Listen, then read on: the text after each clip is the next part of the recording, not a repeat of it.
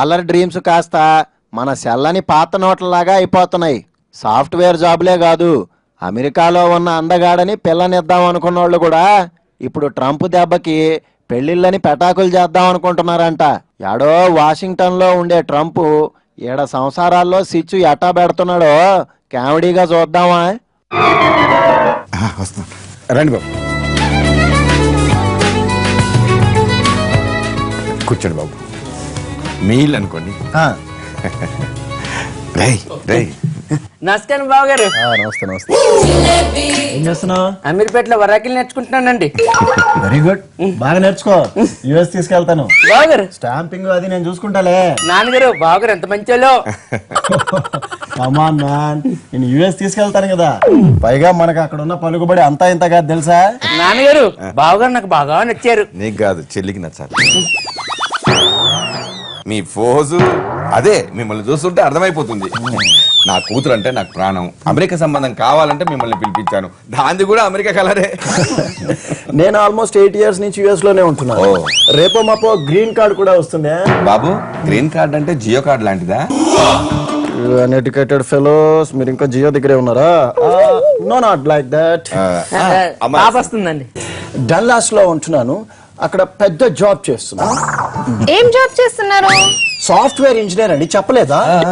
చెప్పారు, కానీ మీ నోట్ తో వినాలనిపించింది. మీరు కూడా నా అలాగే కామెడీ టైప్ అనుకుంటా. మీకు విషయం తెలుసా? అక్కడ నన్ను అందరూ జావా ప్రసాద్ అంటారు. అవునా?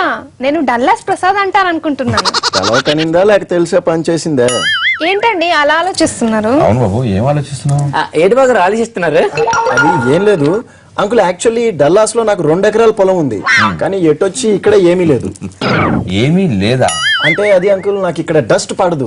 డల్లాస్ లోనే హాయిగా ఉంటుందని. రేపు పెళ్ళయ్యాక కూడా మీ అమ్మాయి నాతో అక్కడే ఉంటుంది. నాకున్న ఆస్తిలో సగం ఇస్తాను. నాకున్నది ఇద్దరేగా. ఓకే అంకుల్, అమ్మతో మీరు ఈ విషయాలన్నీ మాట్లాడుకోండి. నాకు ఫ్లైట్ కి టైం అవుతుంది. Right uncle. నా విషయం మర్చిపోద్దు బాబు గారు. మర్చిపోను. Bye sweet.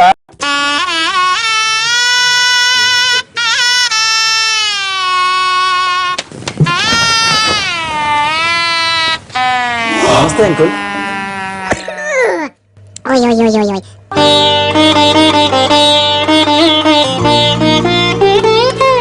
హాయ్.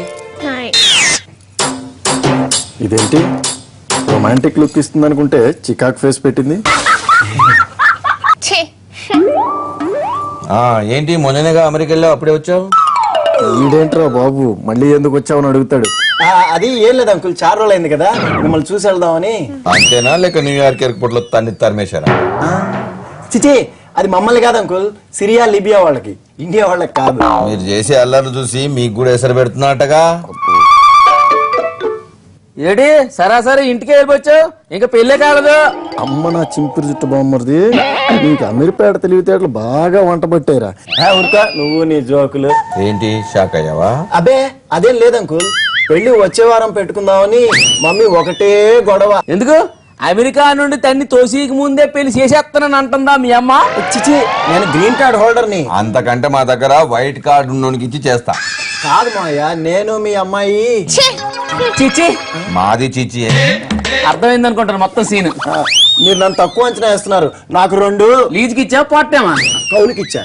మీరు మీ చింపిరి జుట్టు కావడి 2 కార్లు ఉన్నాయని చెప్తున్నా. మావాడు డైరీ నడుపుతున్నాడు.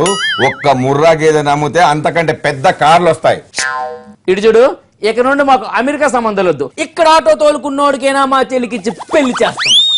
అది కాదు మావయ్య, అక్కడ జాబ్ పోయినా నేను ఇక్కడ జాబ్ చేస్తాను. అమెరికాలో కడుపు నొప్పి వస్తే ఇక్కడ వాంతులు అవుతాయని మాకు తెలుసు. ఇక్కడ కూడా సాఫ్ట్వేర్ పడిపోతుందంట. అది మావయ్య ప్లీజ్. మెడ పట్టుకొని ఇక్కడ నుండి గంటేకి ముందు నుండే పో. ఆ ట్రంప్ గాడు మా కళ్ళు తెరిపించాడు. నా కూతురు నీకు ఇచ్చి గొంతు కొయ్యలేను. ఆ గ్రీన్ కార్డ్ వద్దు, అమెరికా వద్దు. ఎలా అంకుల్, మనసు మార్చుకుంటే గనక వద్దులే. నీ సంగతి ఏమైనా ఉంటే ఆ ట్రంప్ గారితో చెప్పండి, బయలుదేరి.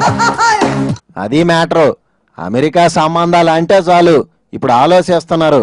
ఆల్రెడీ ఆడున్న వాళ్ళకే సుస్సు పడుతుందంట. ఇప్పుడు కొత్త